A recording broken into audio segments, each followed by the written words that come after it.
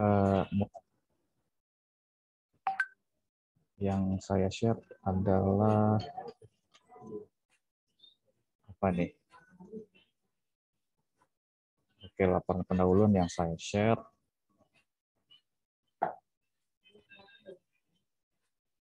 Kita akan walk through. Moga-moga sih sejam nyampe ya. Maksudnya maksimal sejam. Tapi kalau ternyata lebih dari sejam ya mungkin saya persilahkan kalian untuk tes untuk list ya.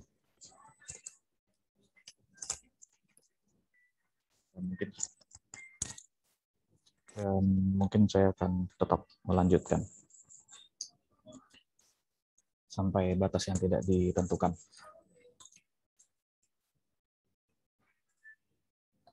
Di sini ya sebelum pendahuluan gini deh.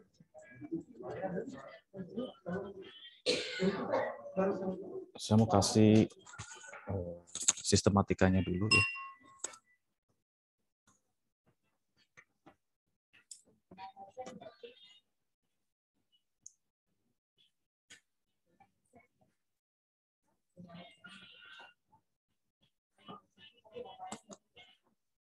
Kok tidak ada ya?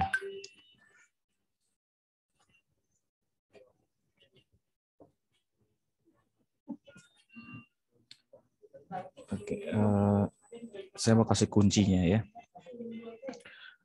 Kunci menuju bab berikutnya. Di sini ini adalah sistematika penulisan. Kunci menuju bab 1. Nah, bab 1 itu apa? Isinya adalah APC dan OPC.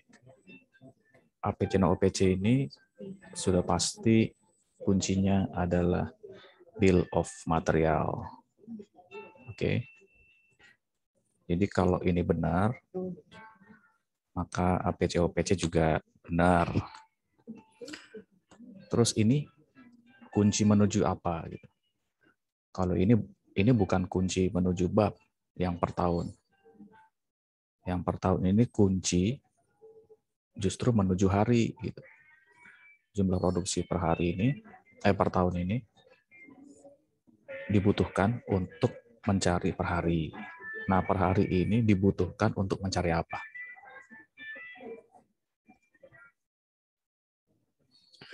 Untuk mencari ini ya. Routing sheet atau lebih tepatnya untuk mencari ini. Semakin banyak unit yang kita produksi, maka kan jumlah total mesin juga semakin banyak gitu. Logikanya kan begitu ya. Nah, tapi saya sering kali menemukan angka yang keluar di jumlah total mesin atau demand ya. Jadi jumlah total mesin ini kan dia butuh demand. Demand-nya ada di laporan pendahuluan. Nah, itu tidak sinkron. Di pendahuluan itu mintanya 3, tapi di sini munculnya 5 per hari. Itu artinya apa? Artinya dia nggak paham. Dia cuma bisa copy paste atau cuma bisa remember doang gitu, tapi tidak understand. Dan akhirnya akan menyulitkan menyulitkan anggota yang di bawahnya. Maksudnya yang di bawahnya itu anggota bab 2, anggota bab 3. Gini, kalau anggota bab 2 nulis demand-nya itu asal-asalan, maka nanti akan berdampak ke bab 3. Juga berdampak ke bab 4. Seterusnya aja gitu. Jadi dosa warisan gitu. Nah, oleh karena itulah saya bersikeras untuk dikuatkan dulu ini, dikuatin. Logikanya dikuatin, masuk akalnya dikuatin, bukti-bukti evidence dikuatkan gitu ya. Maksudnya tuh buktinya ada, valid, nggak asal-asalan. Oke. Terus rata-rata ya. Rata-rata ini maksudnya dari sekian banyak kelompok, mungkin coba saya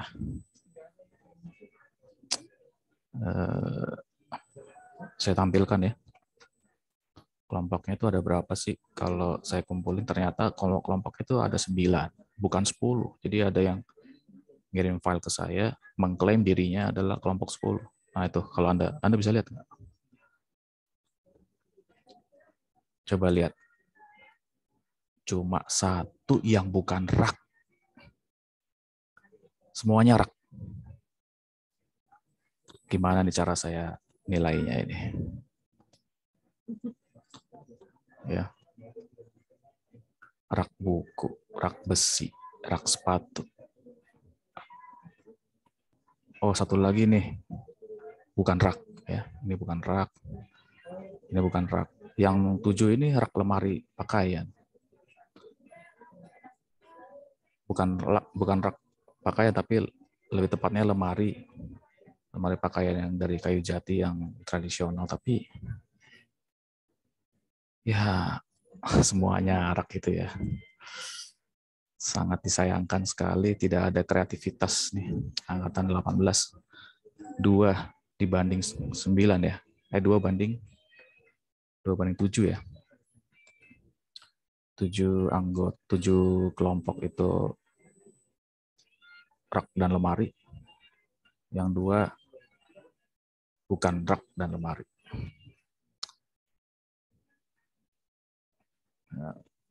Oke, terus di sini di Leeds ini sebenarnya Leeds ini bagus, sangat membantu dalam hal penilaian prosesnya karena ada settingan begini. Ketika saya kasih contoh aja deh ya, yang kelompok 7 ini saya urutkan berdasarkan yang ada di kontribusi itu, daftar kontribusi di Google itu ya.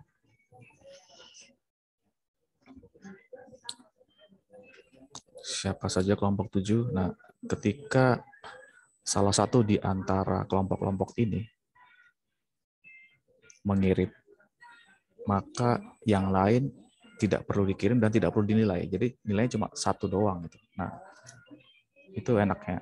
Cuma ini nggak bisa dilakukan karena selain kalian itu kelompok 7, kalian juga berada di 2 kelompok ini. Ini harus dihapus dulu. Dan kalau ini dihapus, akan mengganggu database pusat. Oke, itulah kemarin yang agak sedikit ada kesalahan teknis.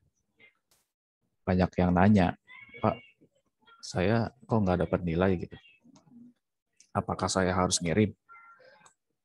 Nah, pertanyaan itu seharusnya dijawabnya nggak usah ngirim harusnya. Kalau settingnya, ya, kalau settingnya benar, yaitu kelas A dan kelas B dihapus gitu. Jadi Anda semua terbagi dalam 9 kelompok ini. Maka yang tadi anggota kelompok 7 ngirim, yang satunya otomatis bisa ngirim gitu tanpa perlu nunggu nilai. Nah, ternyata itu kesalahan teknis. Saya tidak melihat itu kenapa tidak berhasil karena ternyata ada ini ya, ada grup A dan grup B gitu. Jadi kalau satu ngirim, semuanya ngirim. Misalkan si Agustina ini di kelas B, Agustina ngirim, maka kelompok semua mahasiswa yang ada di kelas B semuanya dianggap ngirim gitu, semuanya. Itu dia masalahnya. Nah, akhirnya kita sekarang menjadi manual lagi. Oke. Tes. Oke. Lanjut ke masih ke sini ya, ke laporan pendahuluan. Oke, saya ingatkan sekali lagi, setelah video instruksi ini selesai, maka seharusnya tidak ada lagi revisi ya. Jadi langsung saya terima, langsung saya mark.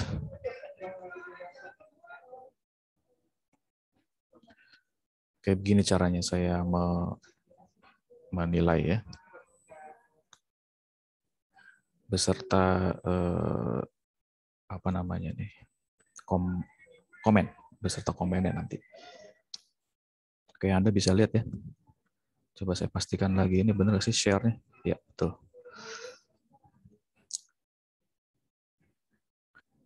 Ini udah benar ya. Si nama-namanya itu dempet ya. Tinggal ini tinggal kurang rapi aja ini ya.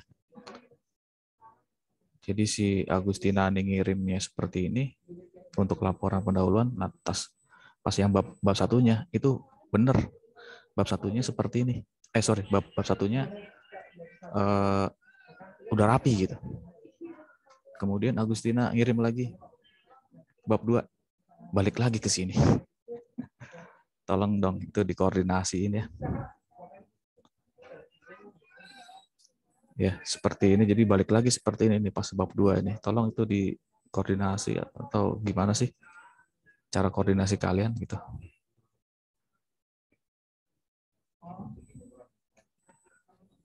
Ya, kita kan sudah hidup di zaman modern, jadi semua serba dibantu oleh sistem informasi. Bagaimana cara koordinasi ya pakai sistem informasi, contohnya Google Dokumen gitu ya. Oke, terus di sini ada yang kurang lengkap ya. Di sini seharusnya ada jumlah karyawan.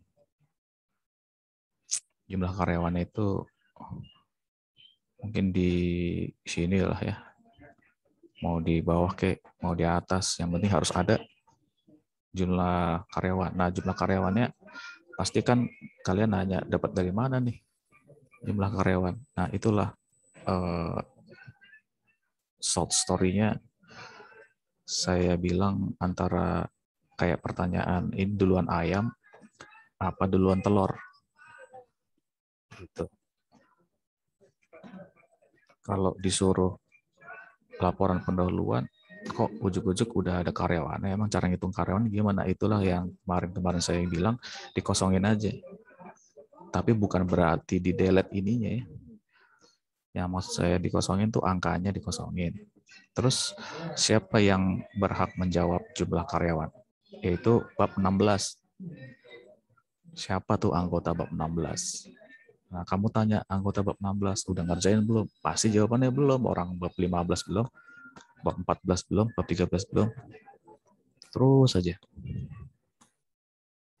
Akhirnya nyampe ke bab 1. Bab 1 aja belum. Jadi ya kalau gitu jangan dikerjain dong ini gitu. Ya bukan begitu, ini tetap dikasih wadahnya dulu lah. Nanti kalau udah waktunya bab 16 apa namanya? Udah sampai bab 16 tinggal ditulis lagi di sini. Jadi kayak duluan mana nih yang dikerjain? Bab 16-nya dulu atau laporan pendahuluannya dulu? Harus laporan pendahuluannya dulu karena di dalam laporan pendahuluan ada apa di sini? Banyak ya, ada data-data yang berkaitan dengan bab berapa gitu ya. Yang tadi jumlah karyawan membutuhkan hasil bab 16. Bab 17 itu kolaborasi. Saya ulangi. Terus ini, setelah jumlah karyawan, lokasi ini didapat dari bab 17. Ya. Maksudnya luasnya ya. Jadi luasnya ngambilnya dari bab 17. Setelah bab 17 dapat, luasnya sekitar 1.500 meter. Gitu. Baru cari tanahnya. Nah, makanya ini saya minta kosongin. Ini dikosongin. Kamu cari lagi lah intinya ya. Intinya kamu cari lagi tanahnya. Sebenarnya ini juga dikosongin juga semuanya ini. Ya. Tapi nggak apa-apa, yang penting kan ada barangnya dulu. Nanti tinggal di reminder tuh apa? Tinggal dikerjain lagi PR-nya. Si anggota satu, saya berbicara kepada anggota satu nih. Nah, tapi anggota yang lain juga harus hadir ya. Oke.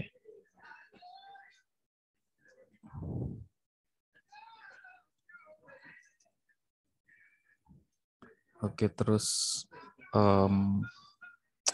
saya langsung ke sini coba. Saya cocokin dulu sama sistematikanya.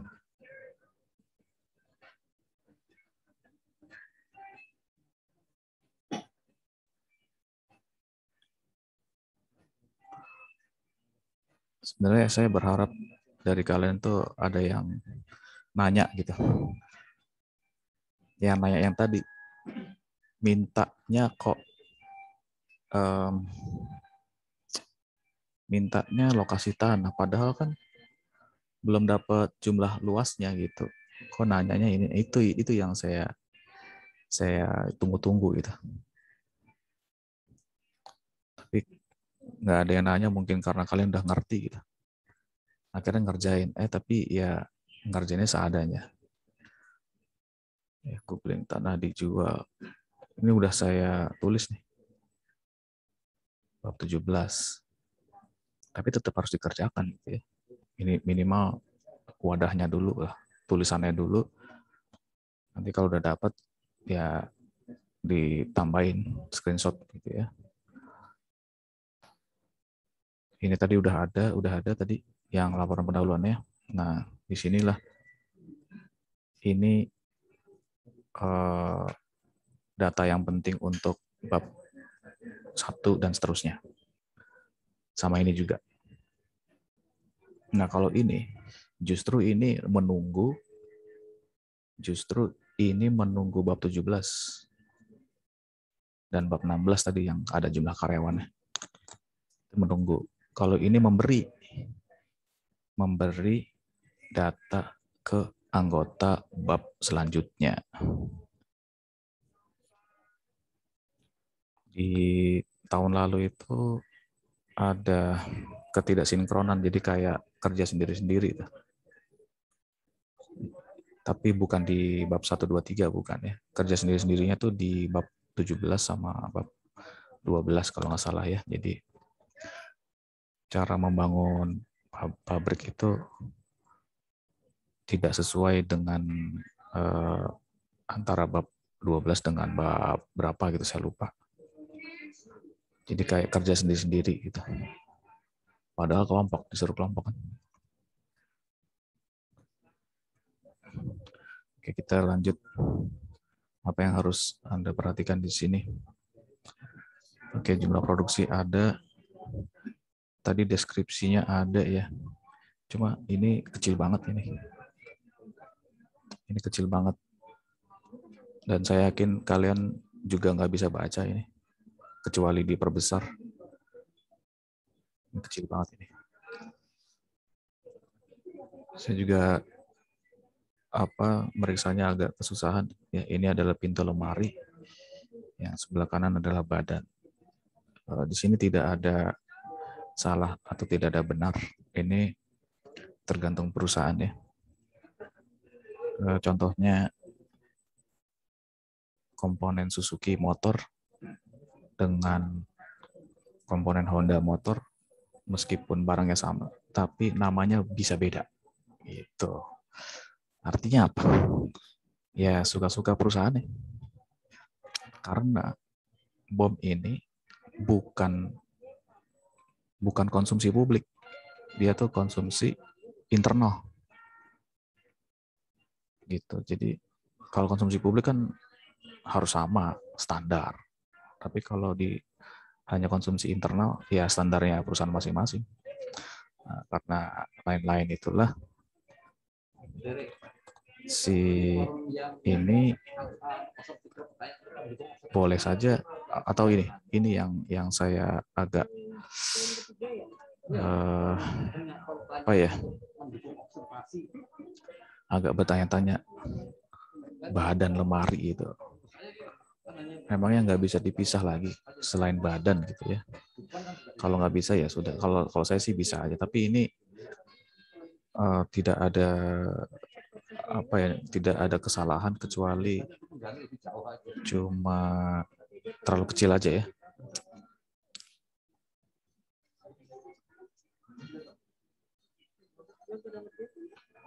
Udah selesai.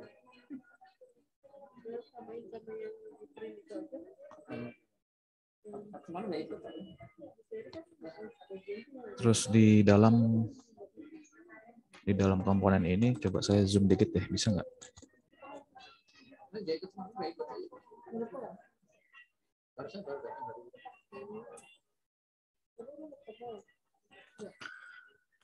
Oke, pintu lemari terdiri dari apa itu? Aduh, susah ya. Ini aja deh. Kalau badan pasti ada kaki ya. Kaki lemari 4 itu kaki lemarinya. Terus di tabel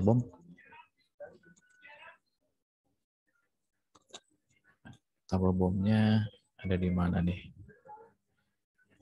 Di atas. Coba kaki. Kita lihat kakinya. Apakah kakinya 4 juga? Kaki lemari 4. Ini ada apa hubungannya nih dengan bab routing sheet ya? Dengan bab routing sheet. Langsung kita ke routing sheet ya, biar nggak lupa.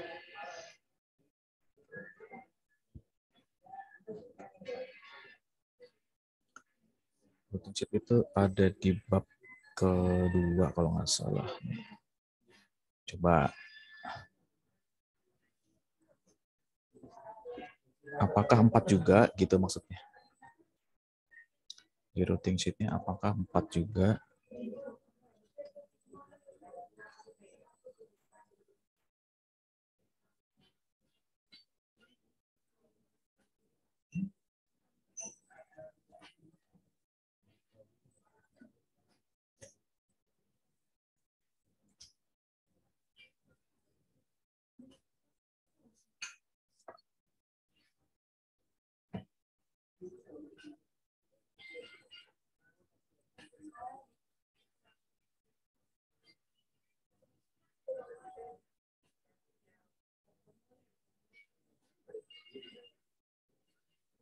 Nih.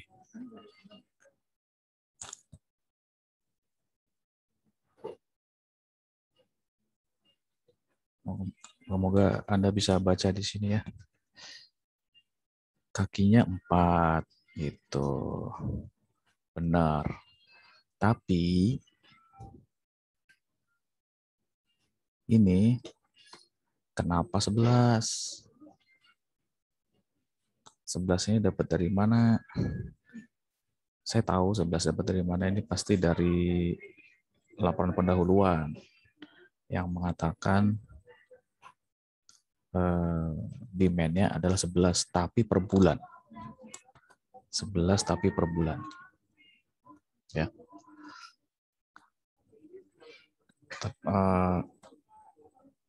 Kembali ke kaki lemari. Ini 4. Seharusnya di sini berapa? Harusnya 44. Paham nggak? Harusnya 44. Ya, paham ya? Nah, lakukan itu semua di sampai bawah. Ini semuanya 11 ini. Saya agak sedih, gusar, senewan.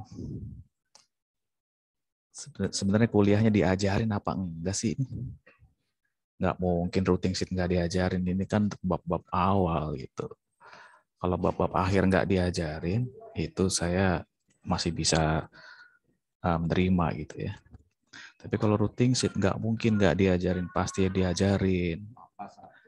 Nah, cuman mahasiswanya tidur ya. Login, matiin kamera, tidur. Terus oke, sebelum saya beranjak balik lagi ya. Mungkin ini saya penjelasannya agak ngacak nih. Habis ya memang bercabang-cabang sih.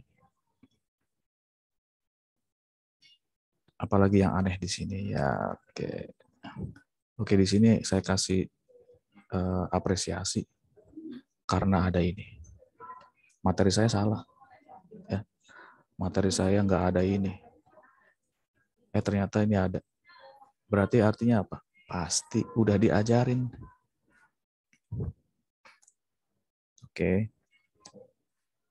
Ini penting untuk MPPC. Saya nggak bawa pen mouse ya. Jadi saya nggak bisa nulis. Oh iya, ini ada teks di sini. Ini penting untuk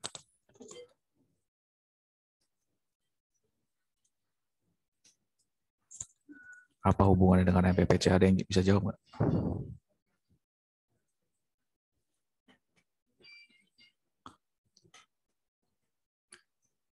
Gini, saya kasih gambaran ya. Saya kasih pemahaman atau big concept, big picture-nya.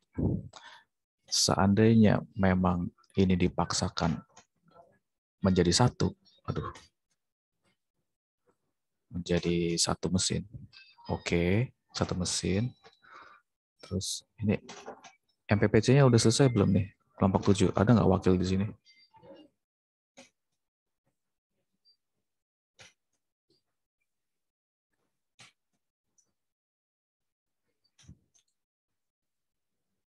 Oke. Kalau nggak ada ya sudah berarti harus membayang-bayangkan nih. Ya. MPPC-nya belum jadi, Pak. Oke, belum jadi ya. Saya kasih kelompok lain berarti supaya bisa terbayang ya.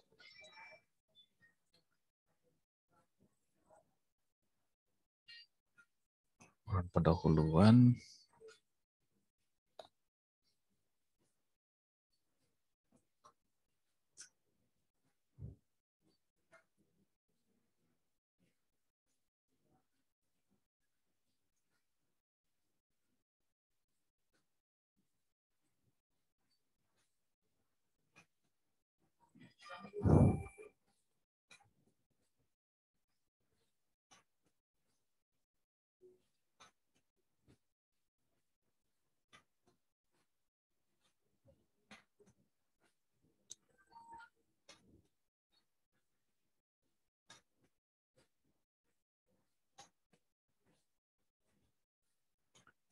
di MPPC itu ada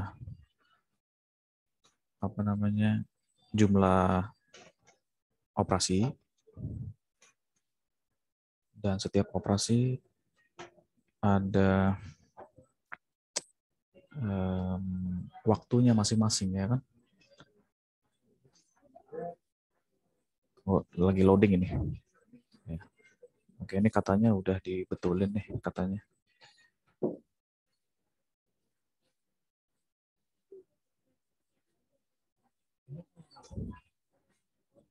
Nih, udah nggak bisa di. Oke, gini, si apa nih mesin pabrikasi ini digunakan oleh part A1, B1, B2, C1 dan seterusnya.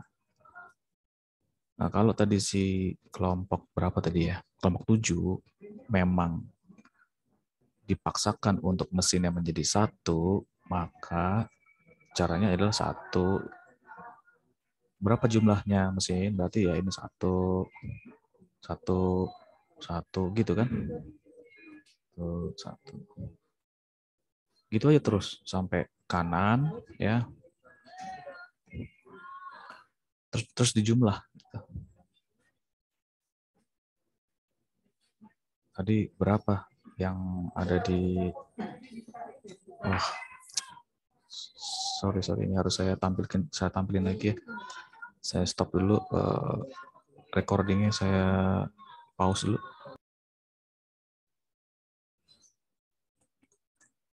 Jadi di MPPC tadi ini ya 1 gitu. Kalau angka 1 itu kan hubungannya ke MPPC. Di sini. Ini apa ini?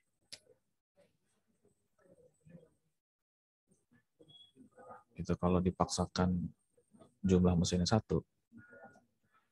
ya berarti mesinnya ada berapa tuh yang harus diadakan gitu loh.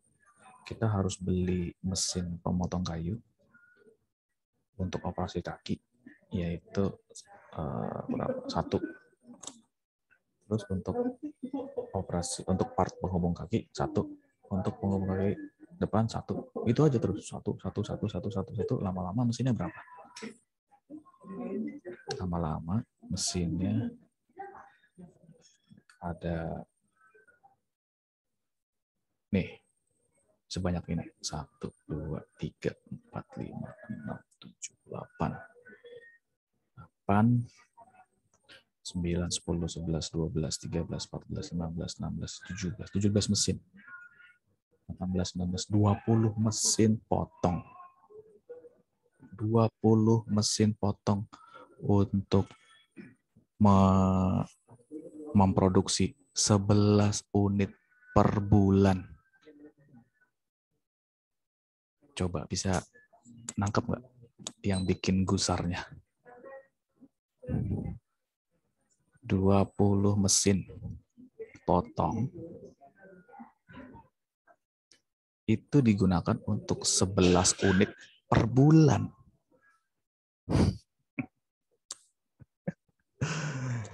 Masya Allah.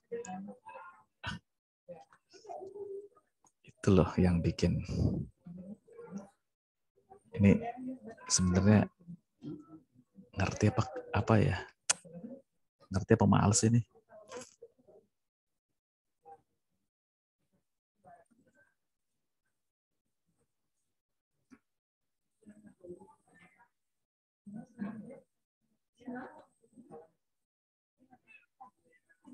Lihat nih, 0,12. Jumlah mesin tuh sebenarnya 0,12. Artinya apa sih? Artinya dia nganggur 88% dia nganggur, Mbak Mas. Terus dipaksa untuk ini. Ya memang sih nggak ada tuh yang namanya mesin 0,12, adanya 1 mesin. Iya. Ini benar. Itu benar. Tapi ketika ke MPPC lah itu menjadi benar nggak? Gitu.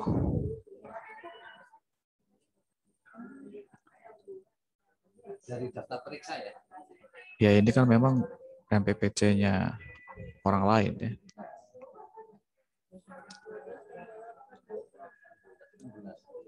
Di beberapa kesempatan kolom itu dianggap 1 mesin.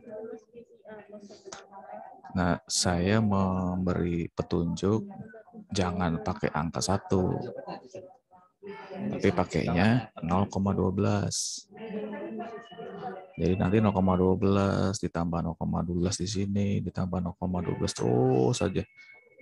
Berarti berapa part tadi? 20 part ya.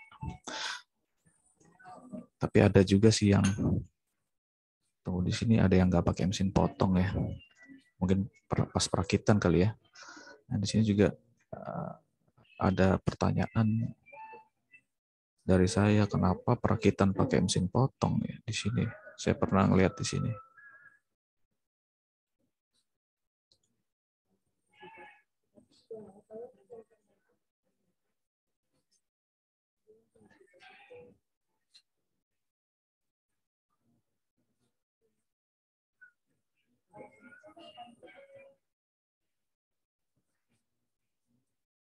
Mungkin kelompok lain kali ya.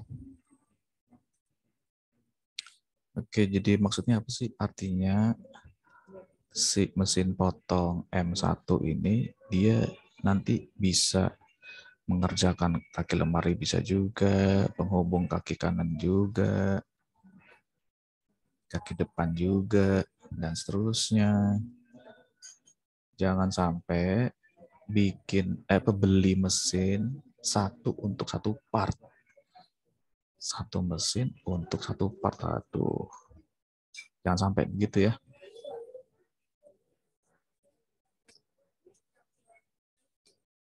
Oke, jadi saya ulangi, si jumlah mesin teoritis ini ya adalah kunci menuju MPPC. Terus saya ada komentar lagi nih, reliabilitas ya. Kenapa di banyak kelompok mungkin 100% kayaknya ya. Kenapa di proses inspeksi kok ada reliabilitas sih? Nih, tahu nggak sih reliabilitas ini artinya apa? Apa bedanya dengan scrap? Yang paling gampang tuh ini pemahamannya. Jadi kita misalkan kalau masak makanan, kita beli 1 kilo, nah ada buangannya berupa kulit. Kulitnya nggak dimakan. Berapa kulitnya? 50 gram. Nah itu scrap. 50 gram dibagi 1000, 0,05%. Itu scrap. Tapi kalau ini apa? Ini bukan materialnya, tapi mesinnya. Mesinnya tuh beli 10, tapi yang bisa dipakai kayak seolah-olah ya. Seolah-olah tuh yang bisa dipakai jadi 9,5 mesin gitu. Paham nggak sampai sini? Kenapa kok bisa cuma 9,5 mesin? Karena bahasa Indonesianya reliability, ini bahasa Indonesia apa sih? Artinya adalah, saya tulis ya, kata dasarnya, reliable, handal. Jangan-jangan kalian juga nggak tahu artinya handal lagi. Handal itu anti mogok. Dalam bahasa bahasa yang eye catching adalah bahasa iklan nih, adalah bandel. Mesinnya bandel nih. Bandel dalam hal positif ya. Kalau bandel dalam hal negatif kan mesinnya mogok mulu, nggak mau diatur, rengek mulu, jajan mulu. Nah itu bandel tuh, tapi negatif. Nah ini bandel positif. Ini mesin banting tulang banget, nggak mati-mati gitu, anti mogok. Itu namanya bahasa komersialnya adalah bandel. Bahasa komersial, bahasa apa ya? Bahasa marketing. Ya. Nah, kalau bahasa teknisnya adalah handal, nggak mogok. Itu.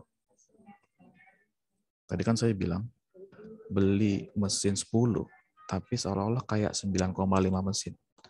Nah, karena di beberapa kesempatan ada mesin yang mogok, tidak available atau mogok, harusnya kerjanya 10 jadi 9,5 secara teoritis. Gitu. Nah, pertanyaannya ini jadinya. Kalau kamu sudah ngerti apa artinya reliability, kenapa inspeksi ada 90%? Emangnya ada yang mogok? Ada yang overhaul? Ada yang maintenance? Yang di maintenance apa? Matanya di laser gitu. Inspeksi ini kan pakai mata kan?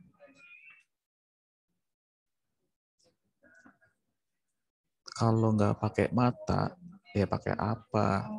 Kamu tulis. Kenapa bisa? Di sini ada reliabilitas mesin. Emang inspeksinya pakai mesin? Mesin apaan?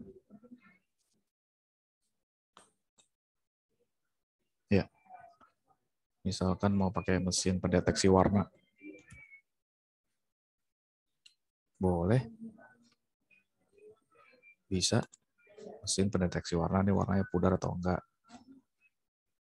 Kalau gitu, kepada anggota bab 5 kalau nggak salah yang mengenai mesin, dia harus bertanggung jawab.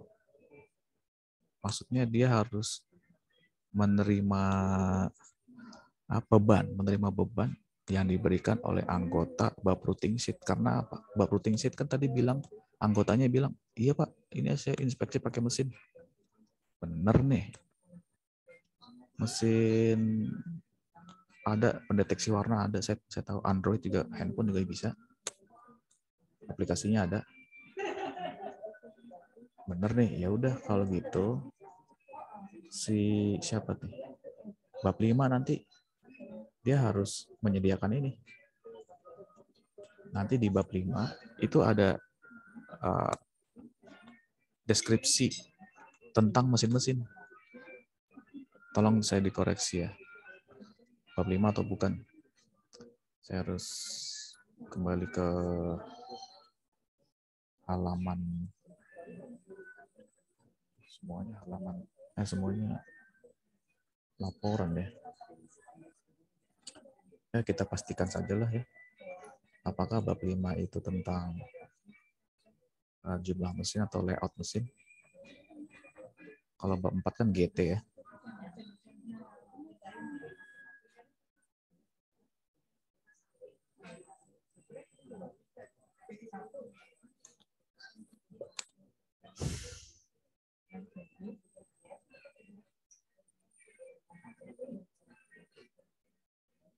Bab 5, mana bab 5? Luas lantai mesin. Nih, contoh gambar mesin-mesin. Kalau kamu mau nentuin luas lantainya, ya kamu harus tahu luasnya mesin berapa. Tahu dari mana luas mesinnya?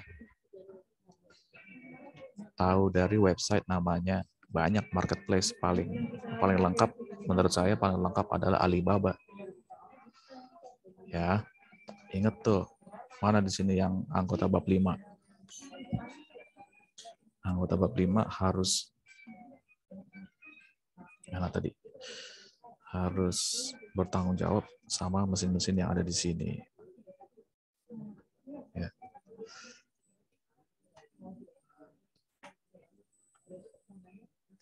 Nah, tadi pertanyaan saya ini harus dipastiin ya, yang namanya inspeksi itu kalau di industri menengah ke bawah dia pakainya mata atau penggaris kali ya. Tapi ini ya harus dipastiin gitu ya.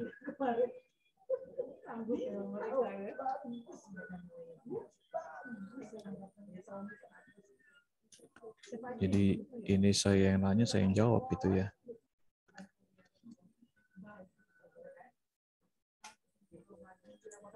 Oke, terus selanjutnya ini. Ini seharusnya semakin ke atas, kita tunggu input yang diharapkan. Saya lupa antara ini atau yang ini ya. Secara logika, ini harus lebih besar daripada bawahnya, dan bawahnya harus lebih besar daripada bawahnya lagi. Jadi artinya apa? Jadi ditambah ini tambah ini, jadinya di sini. Kok bisa gitu? Logikanya dari mana? Karena ini kan proses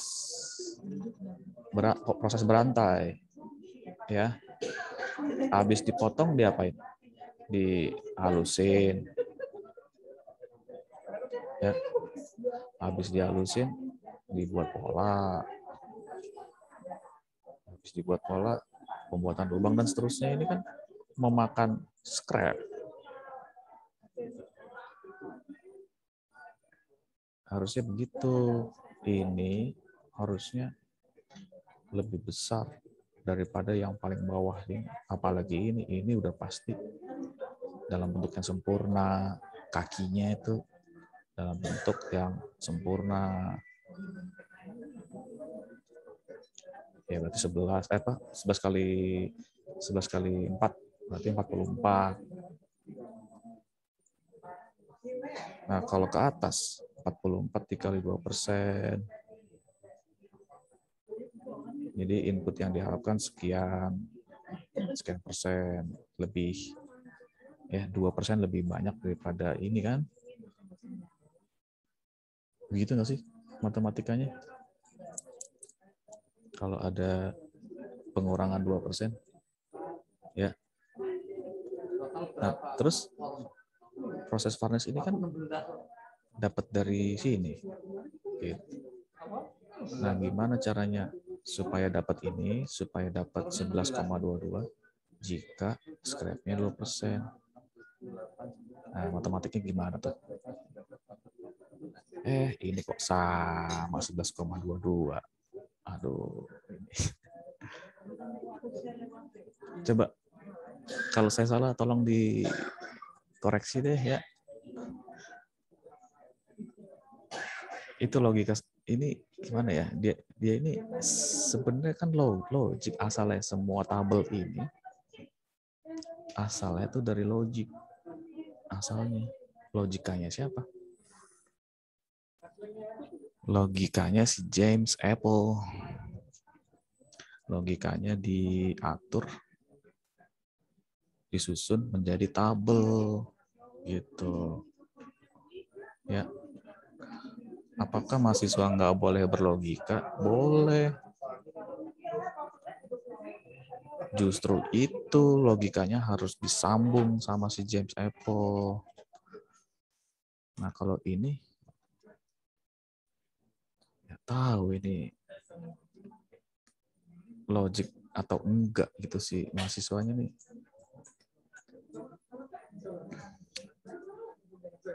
Oke. Kemudian ini si kapasitas alat ya. Katanya kan ini 11 unit per bulan. Jadi 11 unit per bulan dalam 1 bulan. Tunggu, 11 unit per bulan itu kalau dijadiin per hari berapa tuh? Intinya saya mau nanya ini 18.000 ini dalam waktu sehari atau dalam waktu 1 bulan? Gimana? Ada 2 alternatif, misalkan gini. Hari ini saya kerja cuma 1 jam. Habis itu kongko-kongko, ngopi, rokok-rokok, ngeroti-roti. Besok diterusin. Besok kerja 1 jam. Gitu aja terus. Sehari, tiap hari kerja cuma 1 jam. Nanti ketika akhir bulan dapat 11 unit lemari. Apakah itu seperti itu maunya gitu? Kalau maunya seperti itu, oh jelas itu bukan produksi yang efektif dan efisien. Kan kebanyakan nganggurnya, ya kan? Kerja 1 jam, selesai, tidur, besoknya terusin lagi 1 jam, gitu kan? Itu. Ini masih dalam rangka pertanyaan ini nih. Ya semuanya lah, ini semuanya ini per hari atau per bulan. Kalau ini per bulan Pak. Oh jadi kalau ngomongnya per bulan berarti dalam sehari. Ya gini. Coba.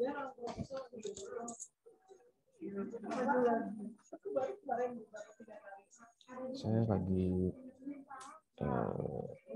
menampilkan kalkulator. Ya.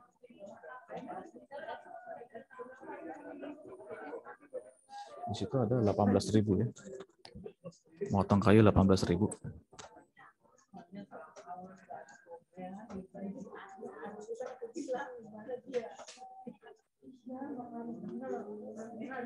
18.000. Oh, kok nggak mau ya? 18.000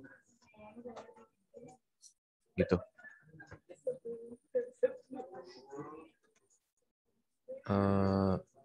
Dibagi ya. Dibagi 60. Dibagi 60 lagi. Kalau dibagi 60, ini kan detik. Katanya ini detik ya. Kapasitas alat teoritis. Ini detik atau unit ya? Yang 18.000. Ada nggak kelompok di sini? Kelompok 7.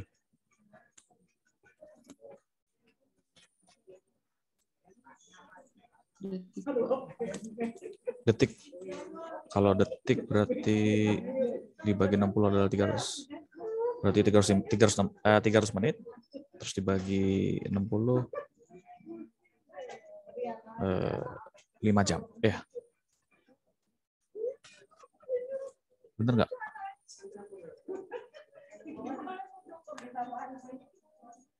Oke, jadi kalau 5 jam, jadi ada skenario begini.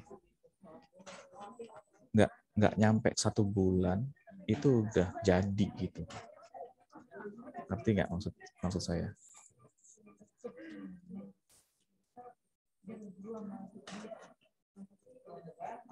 Kan di laporan pendahuluan kan bilangnya 11 unit per bulan, maka kita harus berkiblat ke situ. Gimana caranya dalam 30 hari ya, kalau kamu pakai hari kerjanya itu 30 hari, maka di hari ke-30 tuh sudah dapat 11 unit. Ya.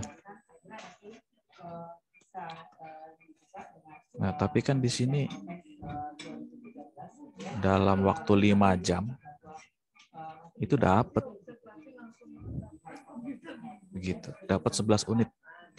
Ini kalau yang pakai logikanya si mahasiswa ya. Kalau logika saya kan ya 4 dikali 11 berarti 44.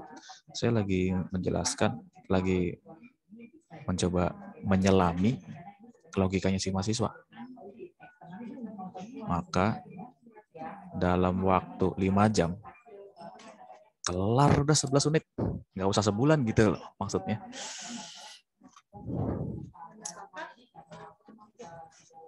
Oke, itu aja deh. Intinya itu. Intinya itu yang mau saya jelaskan di video ini. Menyelami logikanya mahasiswa adalah ya seperti ini, bahwa dalam waktu 5 jam itu udah selesai. Padahal di laporan pendahuluan bilangnya 11 unit dalam 1 bulan. Gitu.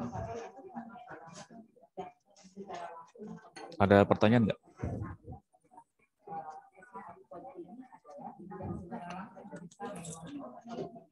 Oke, sekarang dikit lagi jam 3 ya. Dikit lagi 1 jam berlalu.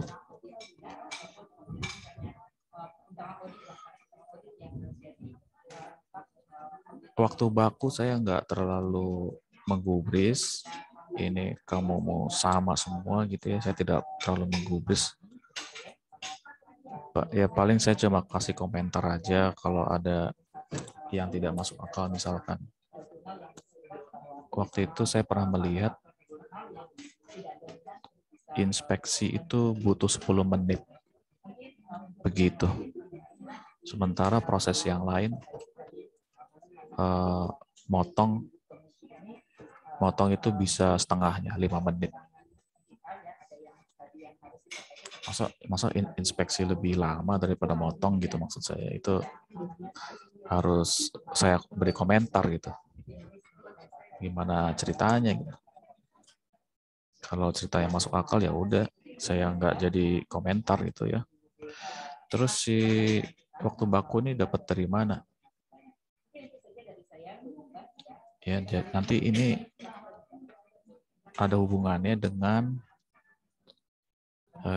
OPC ya. Di manakah si OPC itu? Kita mundur ya.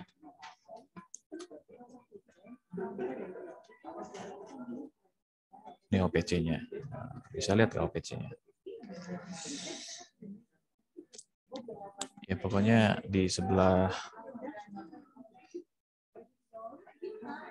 yang ada waktu-waktunya nih, yang di sebelah sini ya. Itu dapatnya dari situ, dan itu harus sinkron. Ya. Dari bab ke bab itu harus sinkron. Kemudian apa yang harus saya beritahu di sini adalah urutnya, nomornya harus urut. Tuh, kecil banget ya. Saya pakai contoh yang lain.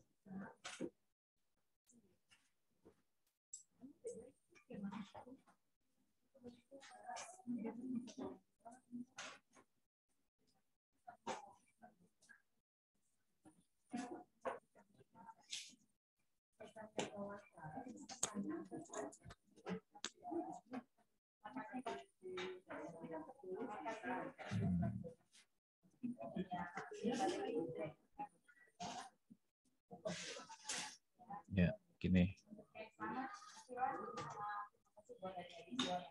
Oke, di sini kan ada waktu, bisa lihat nggak di sini? Oke, 30 menit ini sama nggak di routing sheet? Untuk papan bagian belakang. Oke. Terus nomor urut ya, 1 sampai ke bawah itu harus urut, misalkan setelah angka 7 maka di sampingnya angka 8 gitu. Nah, kalau identik ya, kalau partnya identik biasanya itu ada tulisan di sini, tulisannya kali 4 gitu. Kalau identik ya. Bisa juga di bawahnya, saya pernah ngeliat juga ini ada mahasiswa yang memberikan kali 4 gitu. Itu naik seperti ini boleh. Bagus ini. Kalinya di sini, tapi nomornya jadi ikut berubah gitu. Ya, nomor itu salah kalau nomornya ikut berubah. Misalkan ini identik nih, yang B1 sama A1 ya. Misalkan ini identik, B1 dan A1 itu identik, sehingga si mahasiswa nulisnya misalkan ini kali 2 ya. Kalau identik berarti kan ini dihapus nih, dihapus, semuanya dihapus. Bisa bayangin nggak bahwa ini dihapus? Nah, ujuk-ujuk 15. Itu yang nggak boleh. Pertanyaannya apa? Kalau saya misalkan operasi yang ke-9 di mana ya? Nah, pasti jawabannya ya antara B2 dengan A1. Masa jawabnya begitu? Berarti artinya apa? Ada operasi yang tersembunyi. Nah, operasi yang tersembunyi itu nggak boleh. Kenapa nggak boleh? Ini kan peta. Peta tuh nggak ada peta rahasia. Emangnya peta harta karun ada yang tersembunyi? Peta tuh semua harus jelas. Nggak ada peta jalan tikus. Ya, semua harus kelihatan supaya orang nyarinya tuh gampang. Nggak pakai mikir. Kalau saya minta, mana operasi ke-10? Dia pasti mikir. Mikir-mikir dulu. Ya, antara B2 dan A1. Terus di baris keberapa? Terus dihitung. Itu kan mikir itu. Ya. Jangan memberi peta yang bikin orang mikir.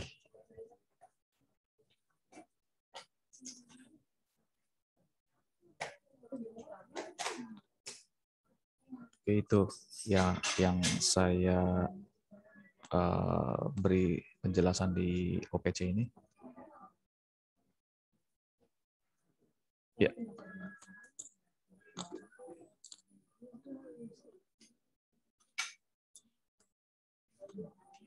Terus saya juga pernah menerima yang APC ini ya. Saya pernah menerima, ya langsung aja deh contoh yang nggak benernya deh ya.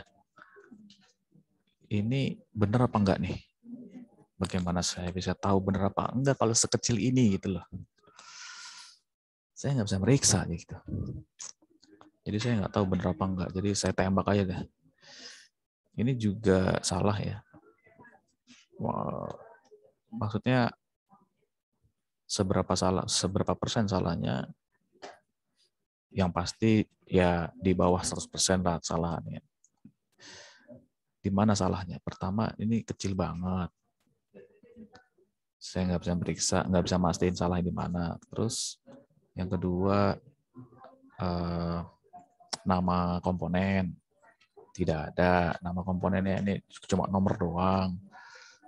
Terus kesalahan yang ketiga, ini kok berantakan gitu.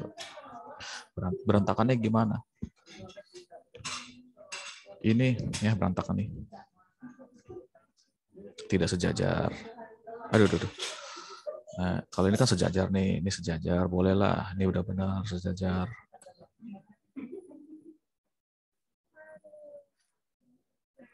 Jadi perlu kesejajaran ya. Terus ya kayak berantakan gitulah, kurang kurang rapi aja. Jadi saya minta ini dirapiin. Ya, kayak tidak seperti materi APC yang saya baca selama bertahun-tahun itu. Ya, coba aja nih ya, saya langsung aja deh nih. APC chart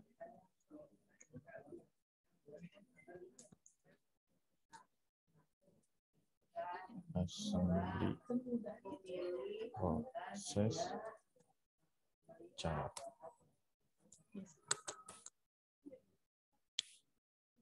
Tuh, lihat enak ya kan? Padahal gampang banget, tinggal googling aja. Atau jangan-jangan kalian juga ngambil dari sini, mana saya tahu juga. Tinggal copy paste saja. Enak kan?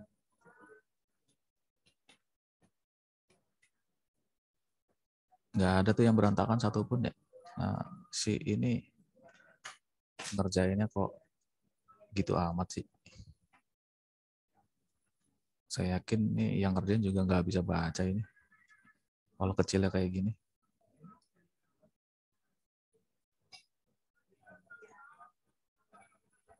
Ya itu yang harus diperbaiki ya.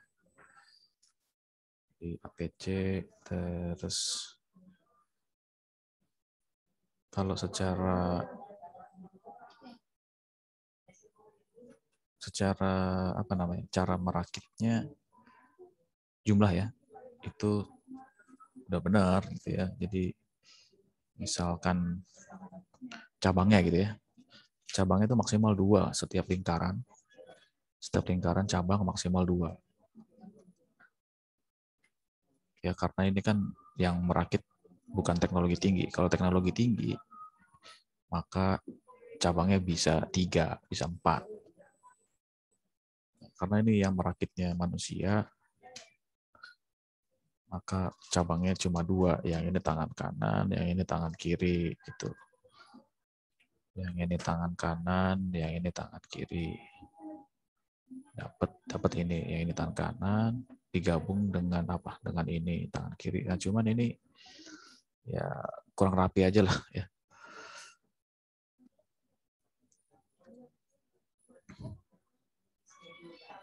Oke, itu APC ya. Oke, ada apa namanya nih? Ada informasi bahwa operasi dan inspeksi ikut dikali 2. Di apa nih? Untuk OPC. Oh, OPC. Tunggu sebentar. Saya ke OPC dulu deh.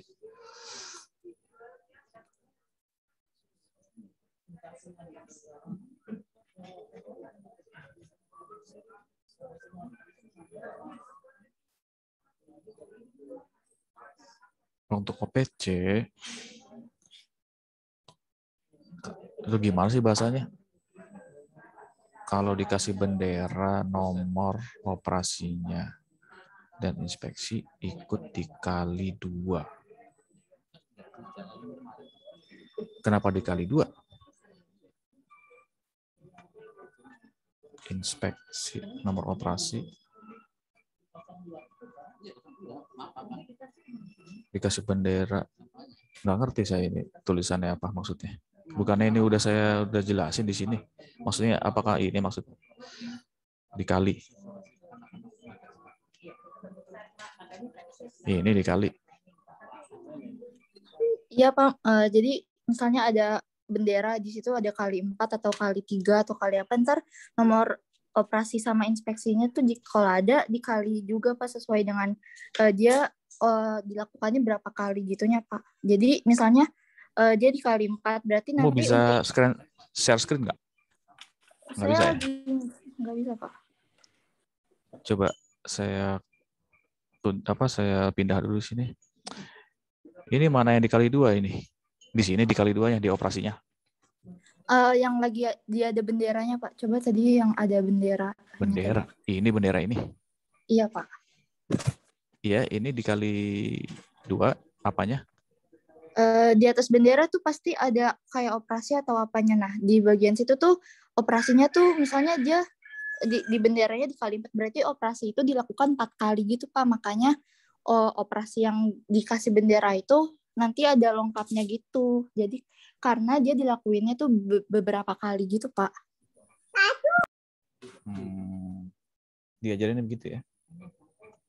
Iya Pak, diajarinnya kayak gitu.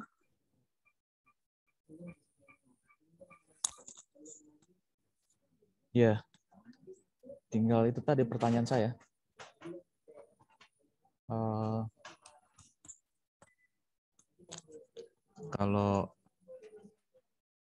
Kalau ini tadi kan saya udah jelasin. Ya udah kalau gitu nggak tetap dirubah menjadi ini ya. Karena saya ada argumen. Kalau nggak ada argumen ya nggak bisa ya.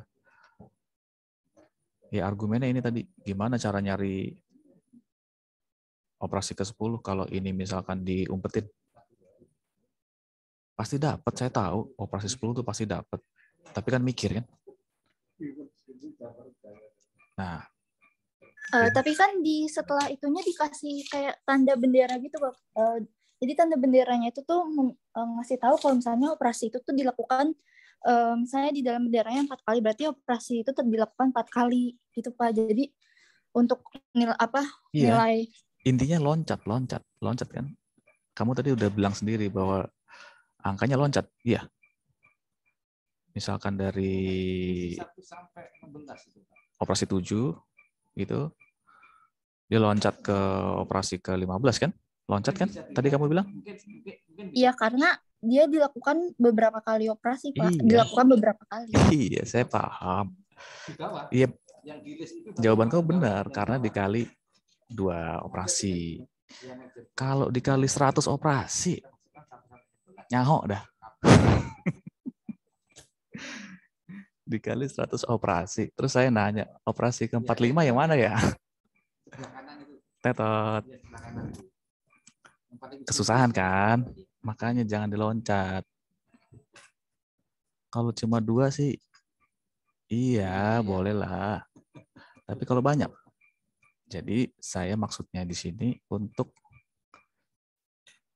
memberi filosofi, memberi fundamental kenapa, memberi argumen lah.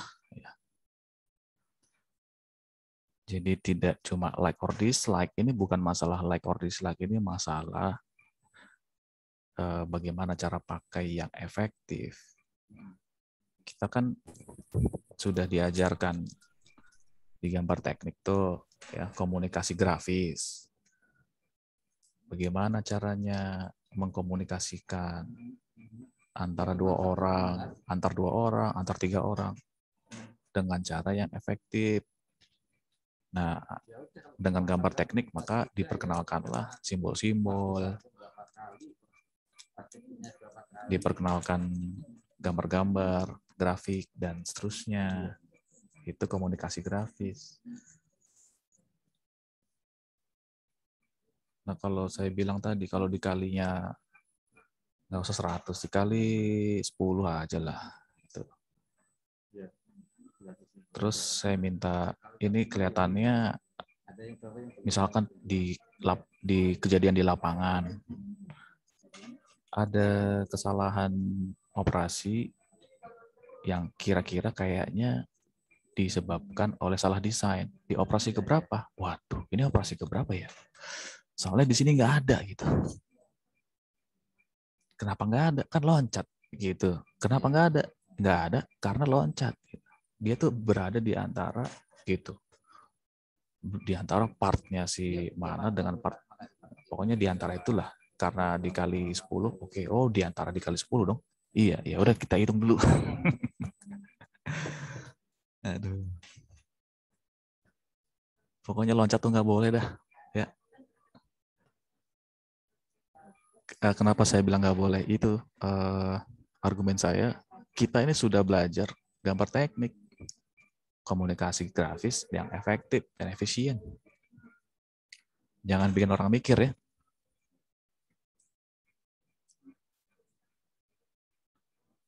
Itu argumennya. Oke, sampai mana tadi ya? Oke, tadi sampai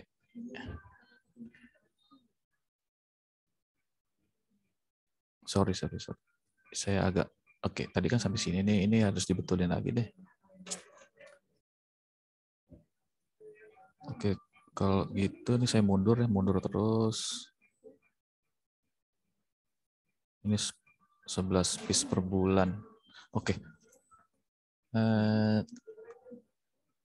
Sini kayaknya laporan bab 1 udah selesai.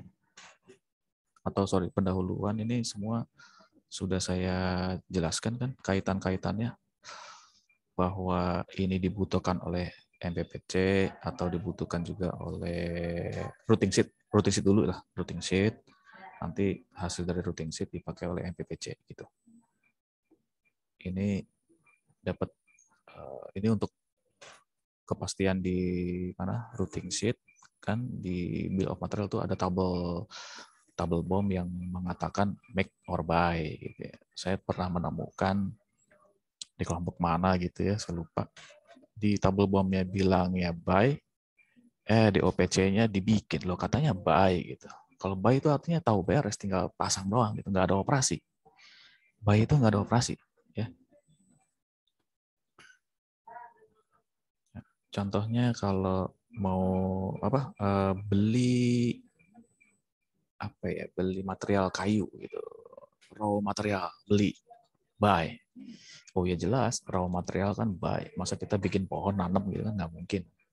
Nanam pohon itu nggak mungkin, maka kita beli pohonnya atau boleh beli pohonnya gelondongan, nanti potong sendiri bisa, atau beli setengah jadi kayu setengah jadi itu kan beli, nanti akan diproses. Gitu. Nah tapi saya menemukan ada beli tapi habis itu diproses gitu. Gimana bisa paham nggak maksudnya ini? Jadi partnya itu udah jadi. Yang saya ngomongin itu partnya udah jadi, dibeli. Menurut tabel BOM dibeli. Tapi ketika masuk ke OPC, dia ada prosesnya. Itu nggak konsisten ya. Itu gunanya bill of material. Terus ini gunanya buat apa sih? Yang berikan panah gitu. Ya itu tadi. Ini ada gunanya nih, jangan diabaikan ya. Gunanya adalah ini nyambungnya. Saya pernah menemukan nama part yang siluman gitu ya. Ujuk-ujuk nongol gitu. Ini part dari mana? Saya cari-cari. Waduh. Sampai bolak-balik halaman. Oh, ternyata maksudnya itu. Ya udah saya kasih komentar ya. Karena ternyata saya lupa ini di kejadiannya kayaknya di OPC ya.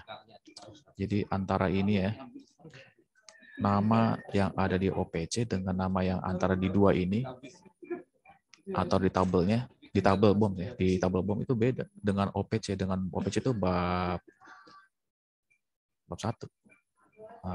Berarti kan nggak ada koordinasi nih. Nggak ada koordinasi, atau si anggota bab satunya yang nggak ngelihat data di sini. Ya. Terus ada juga ini gunanya apa? Supaya saya pengen tahu bahwa part ini bisa diproses nggak? Kok main ngebay aja atau kok main make aja gitu?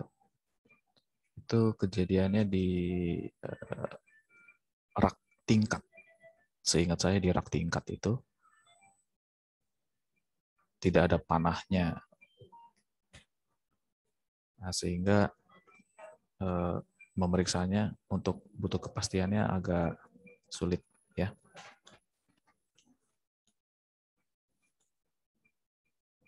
Jadi di tabel bom, jadi saya juga harus memeriksa jumlah komponen yang ada di tabel, misalkan di OPC ya, jumlahnya sama nggak dengan yang ada di sini di APC sama OPC ya. Saya pernah menemukan, tapi cuma beda satu sih. Saya pernah menemukan di sini ada 19 komponen, tapi di tabel itu 18 kalau nggak salah. Jadi cuma beda satu. Nggak bisa ya. Tabel bom itu kan komponen. Ini juga komponen. Saya tidak membicarakan fastening device ya. Saya membicarakan komponen utama. Kalau skrup dan baut itu fastening device, dia tidak masuk di lingkaran-lingkaran yang paling kiri ini ya. Dia tidak masuk situ. Nah, yang saya bicarakan di tabel bom sama APC ini jumlahnya ada yang kelebihan 1. Kemudian di OPC ya harus cek konsistensinya jumlah komponennya. Nah, untuk memastikan jumlah komponennya benar atau enggak, saya harus ke sini. Dibantu dengan ini.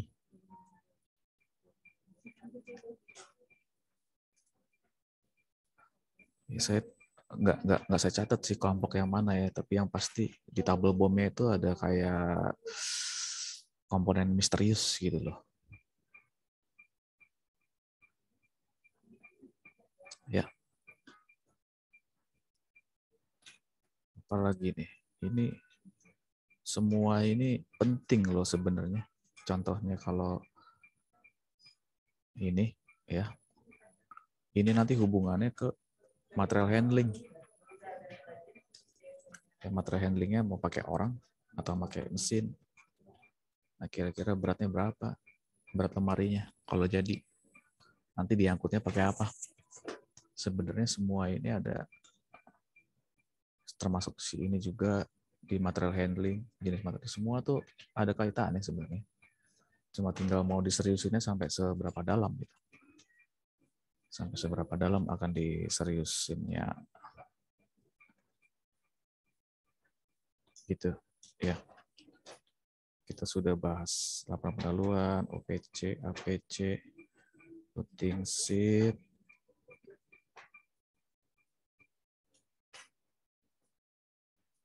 Coba sekali lagi saya cek ya routing sheet-nya. Oke, ini udah dalam hal penyajian ya. Benar di sini ada, ini kan sambungan ya, kelanjutan. Harus pertahankan apa? Kepala tabelnya harus dipertahankan setiap sambungan. Ini penyajiannya udah benar. Gitu. Ini ada yang belum saya jelasin nih di sini nih. Apa sih yang dimaksud dengan efisiensi? Apa bedanya dengan reliabilitas? Mungkin saya sedikit ini mempengaruhi jumlah teoritis tadi. Kalau ini gara-gara misalkan reliabilitasnya 50%, yang seharusnya kita butuh 5 mesin, tapi karena reliabilitasnya 50, maka jadinya berapa? Kita butuh 7,5 gitu.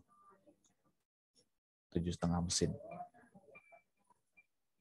Pokoknya semakin ini kecil, maka mesin yang dibutuhkan semakin banyak. Itu intinya.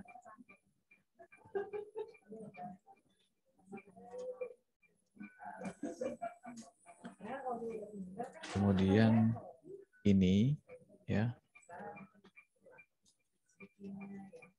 Ini teman-teman pada nonton nggak sih nih? Ngomong-ngomong. Kalau apa sih gunanya video ini? Ini untuk menentukan misalkan 7,5 ini enakan naik apa enakan turun ya? Atau 7,6 gitu. Dibulatkan ke atas apa dibulatkan ke bawah gitu.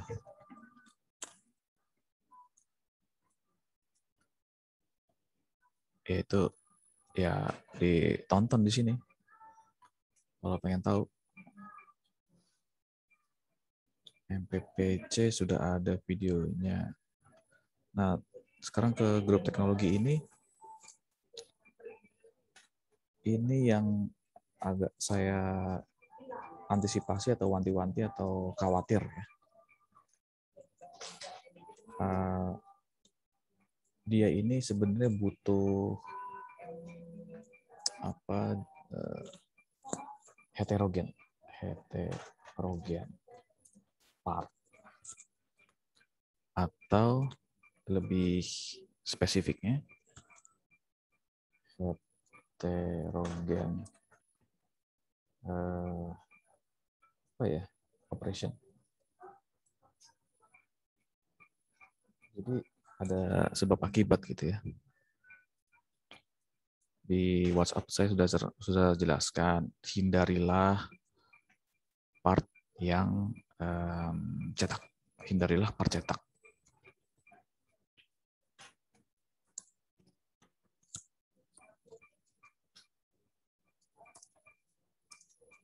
Part cetakan atau molding. Ini harus dihindari karena apa? Apapun partnya, mesinnya cuma satu. Kalau mesinnya satu, gimana caranya mau digrup-grupin gitu, logiknya grup. Gimana caranya grup itu artinya apa sih? Grup itu artinya kelompok. Jadi ada populasi, misalkan populasi 100. Nah, populasi 100 itu dikelompokkan. Loh, kenapa? Berdasarkan apa? Kategori apa? Oh, karena berdasarkan kategori. Misalkan ya, kalau manusia dikelompokin, itu berdasarkan kategori apa? Kategori misalkan dia umurnya kategori umur 19 gitu. Kelompokin. Dia masuk kelompok 19 tahun. Oke, terus ada kelompok apa lagi nih? Kelompok dia tinggalnya di luar Pulau Jawa. Oh, berarti kelompok luar Pulau Jawa. Nah, kalau 100 itu semuanya umur 19 dan semuanya di luar Jawa, berarti kelompoknya satu. Satu kelompok. Padahal di grup teknologi ini, dia tuh butuh berkelompok-kelompok. Itu prinsipnya. Ya. Nah, kenapa khawatirnya di mana? Ya, saya ngelihat ada kelompok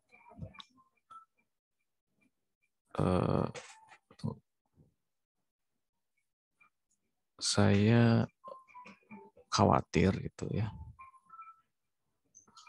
Ada kelompok yang produknya itu tidak bisa, hampir kalau menurut saya ya, menurut saya hampir tidak bisa melakukan grup teknologi, hampir. Ya moga-moga sih they find another way. Moga-moga 9 kelompok ini kalau menemukan menemukan masalah di bab 4, moga-moga bisa improvisasi untuk membuktikan apakah kelompok tersebut bisa berkompeten ya. Kompeten itu apa sih? Kalian bisa nggak mengelompokkan part berdasarkan teknologinya? Bisa apa enggak? Ya buktiin. Gimana cara buktiinnya? Ya, kamu bikin dengan layout gitu.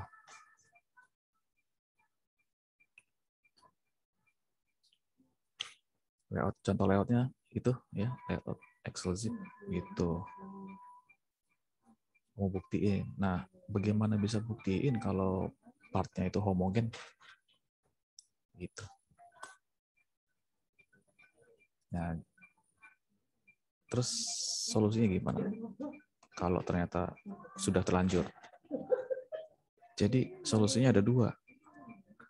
Solusi yang pertama atau solusi yang paling gampang.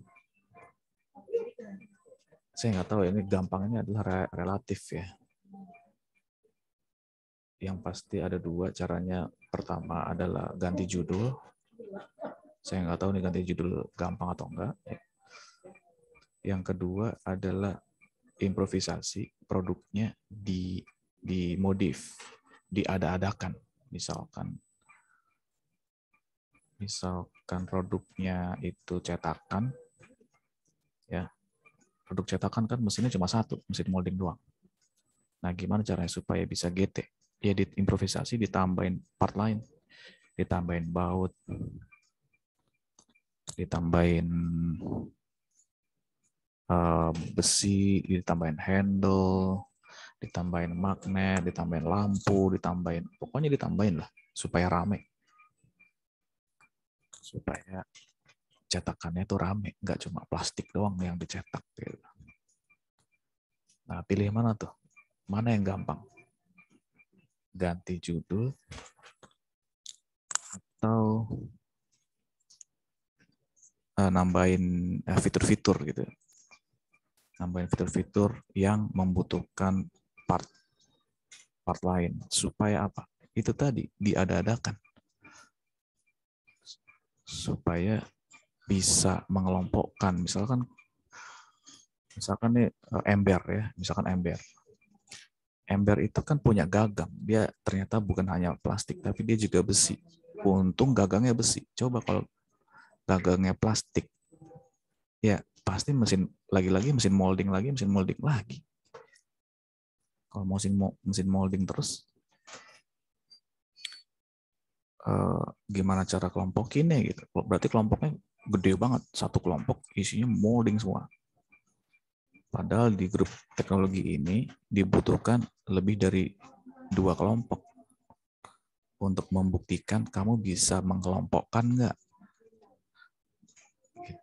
Ya berarti kan lebih, ya secara fundamental sih lebih dari 1. Tapi kalau lebih dari 1, kebangetan banget ya. Masa cuma bikin 2 doang kelompok? Semakin banyak kelompoknya, maka pasti semakin lebih berkompeten di dalam mengelompok-kelompokkan dibandingkan dengan seseorang yang hanya bisa ngelompokin 2 doang. Jadi di sini saya justru malah mau membantu kalian bisa mengelompokkan lebih banyak lagi. Nah, kayak kembali ke produk ember plastik, gagangnya itu dijadiin gagang besi, terus pinggiran bawahnya dikasih penguat lingkaran kawat. Anda pernah ngeliat nggak ember yang terbuat dari kayu? Nah, di situ kan ada seng buat pengikat. Gitu. Sederhana sih. Terus ada penutupnya kayu juga, tapi ada bautnya. Gagangnya ada besi. Jadi embernya rame gitu loh. Ya. Embernya sengaja diramein supaya bisa mengerjakan bab 4. Apakah itu susah? Walau alam ya, itu saya kembalikan kepada Anda. Pilih mana? Ganti judulnya atau ditambah-tambahin. Ya. Oke, itu bab 4 ya. Kalau bab 5 tadi udah saya jelaskan. Dia harus memberikan contoh gambar mesin beserta speknya. Speknya ya. Speknya itu spek spek bungkus ya, misalkan spek packing. Packingnya berapa kali berapa gitu. Volumenya itu yang dihitung untuk dimasukkan ke dalam CAD nantinya. Oke, saya rasa itu dulu deh ya. Sampai bab 5 dulu. Kalau bab 6 saya sedikit aja ya. Bab 6 ini sudah ada penjelasannya di sini. Tergantung safety stock demand. Atau gini deh. Ini kan ngomongin luas ya. Ya pastinya dia butuh apa? Dia butuh informasi yang di laporan pendahuluan nih. Nih. Ya, berat, muatan, kapasitas, jenis material, etc masuk ke dalam etc ini. Nah, tapi saya kan tidak meminta secara detail banget di laporan pendahuluan gitu. Takutnya terlalu berat, takutnya seperti itu. Tapi kalau terlalu enteng, justru nanti malah nggak bisa jawab yang bab 6. Jadi anggota bab 6 ini dia minta data harusnya ke anggota bab 1. Minta data apa? Yang bab 6 minta data luas bahan baku. Bahan baku triplek misalnya. Triplek itu kan 2,4 dikali 1,2. 2,4 meter panjangnya dikali 1,2 itu triplek bahan baku. Maka kita harus menyiapkan gudang yang luasnya minimal ya luas triplek ditambah gang supaya manusia bisa mengambilnya gitu loh. Ya. Itu filosofinya sedikit aja untuk yang bahan baku ini ya. Nah, nanti bagaimana dengan barang jadi? Nah, itu polanya sama ya. Terus bagaimana dengan safety stock? Contohnya gini, ini yang bahaya begini. Kamu beli barang banyak banget karena demand-nya banyak, tapi ternyata bangun gudangnya terlalu kecil. Ngerti nggak sampai sini? Atau dibalik, gudangnya gede banget, tapi demand-nya cuma 11 per bulan gitu. Itu yang hati-hati ya. Nah terus gimana dong cara di tengah-tengahnya? Pertimbangannya adalah ini. Demand-nya tuh flat misalkan ada kan di marketplace ketika dihitung-hitung dapatnya adalah misalkan 10 per hari gitu. Sehari 10. Nah, maka gudang barang jadinya harus bisa menampung berapa? Gitu. Harus menampung ya jangan cuma 10 dong. Kita harus memikirkan juga ada safety stock. Jadi harus lebih. Kita bikin gudang barang jadi itu lebih besar daripada demand-nya karena ada safety stock. Terus bagaimana dengan flat? Nah, permintaan flat ya. Kalau permintaan yang naik turun itu kan hari ini 10, besok 15, besok 13 gitu. Nah, supaya mempermudah kalian bekerja, kita asumsikan flat. Kalau flat kan berarti gudangnya barang jadi ini ya, kalau misalkan sehari minta 10 flat ya, berarti ya gudang barang jadi cukup bikin 10. Apakah benar begitu? Kita bikin gudang yang bisa menampung 10 doang. Gitu. Kalau kejadian di lapangan nggak bisa seperti itu. Kejadian di lapangan kan tidak flat. Nanti kalau misalkan barang tidak laku, gimana? Kita naruhnya di mana? Kalau barang nggak laku. Nah, makanya itu ini safety stock. Jadi safety stock ini tidak hanya keamanan untuk apa? Biasanya safety stock itu safety kan aman ya. Stok aman itu untuk mengakomodir kejadian-kejadian di luar dugaan. Misalkan kok barang laku banget gitu, sampai kita kehabisan barang. Misalkan gitu safety stock selama ini kan. Kita melebih-lebihkan stok untuk mengantisipasi permintaan yang di luar dugaan, permintaan yang tinggi di luar dugaan. Nah, sekarang kita balik di sini. Bagaimana dengan di luar dugaannya itu tidak ada permintaan. Nah, kita akan tetap berproduksi sampai safety stoknya penuh. Gitu. Nanti kalau udah penuh ya berhenti, produksinya berhenti. Jangan berproduksi lagi. Nah, di bab 6 ini, selain saya berikan logika flat, logikanya flat amat, saya juga memberi tambahan supaya logikanya nggak terlalu flat-flat amat lah. Ya, oke, sampai situ aja. Kalau ada pertanyaan silakan. Terima kasih tadi ada chat ya. Atas pertanyaannya, terima kasih.